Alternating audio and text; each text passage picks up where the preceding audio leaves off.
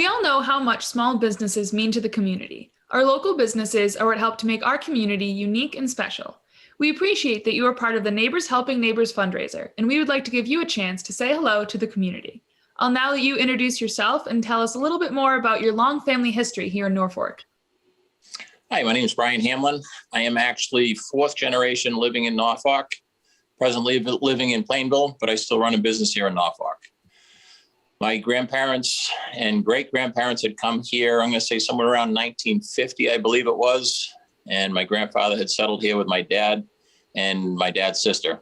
So they had two children that were in their family there. They lived on Main Street for a period, and then they moved up onto 96 Grove Street, where they'd finished up until they moved into Hillcrest Village in, I'm going to say somewhere around 1977, 78, somewhere in there. And our family has been here. We grew up on Main Street. As far as I'm concerned, that was our grow up period. And which our local business had started there. Our family business had started there. And we're now down on 112 Pond Street. We still have, my dad lives in Norfolk. My sister still lives in Norfolk with her husband.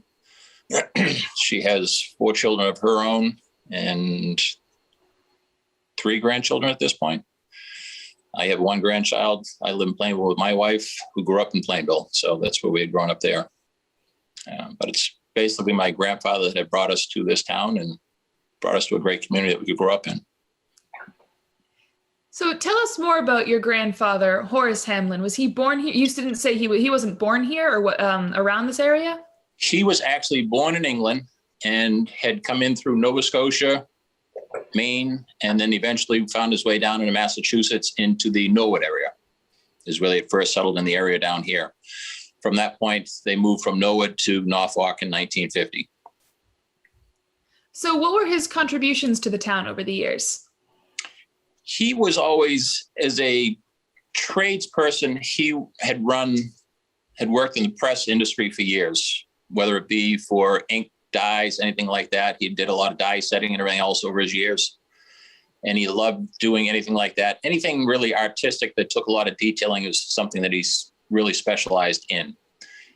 While he was in Norfolk, he had done different jobs, odds and end jobs at the local library, Norfolk Library. And then he was also part of the board that started the senior housing or elderly housing in Norfolk for Hillcrest Village.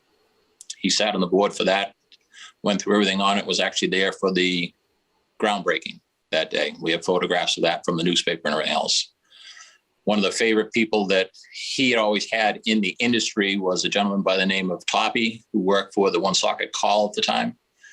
He would come out, do the interviews with him, do the photography work of him and everything else. And they really became good friends, just sitting down, chit-chatting and everything else. So he had done a lot of articles on my grandfather for the different things he had done. And more so in the painting, when he had done things like that, he always wanted to present them out in different points and everything.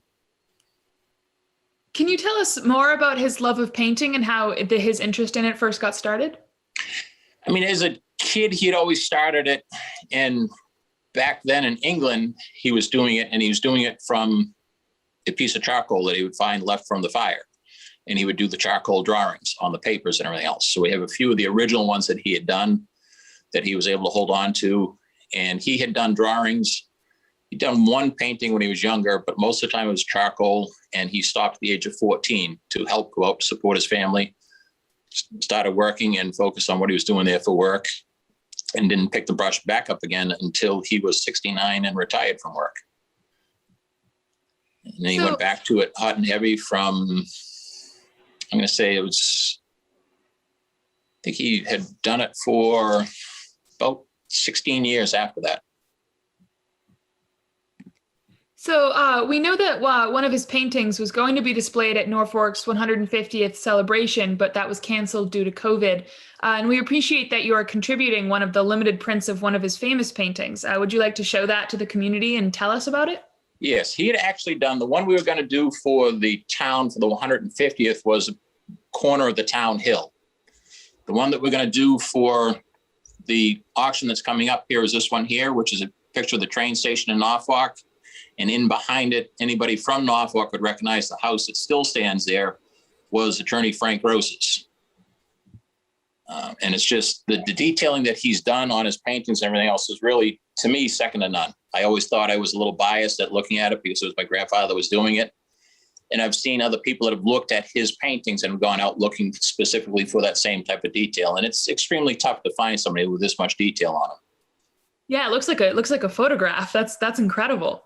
It does. I'd actually to get the prints made up, I brought them up to one of the local stores, and the lady was looking at it, and she's like, that looks more like a photograph. She says, and a painting. I said, well, it was taken off of a photograph when he had done it. And if it was on the photograph, he made that look the exact same way. It's a couple of them that actually have distortions to them from the photograph damage or something. And you can see the distortions in his painting the same way. Oh, wow. So after the Neighbors Helping Neighbors fundraiser, what plans do you have for the rest of the limited prints? What I'd like to do is get a scholarship started in his honor for an art student in one of the local schools. So we're going to continue selling these things off. We have a value cost at it right now at $250 between the print, the framework, and everything else that's going to be done to it. We're right around $250 for them. So if we can get something like that, we'll just want to put money towards a scholarship fund at probably King Philip High School, would be our local high school. He didn't attend any of the schools here, so it would be something that would be near and dear to us, which would be King Philip. Oh, that's awesome. Great. Thank you so much for sharing your family history and your grandfather's paintings. I'm Mia Valencia, and thank you for tuning in. Always on, Mia. Thank you very much.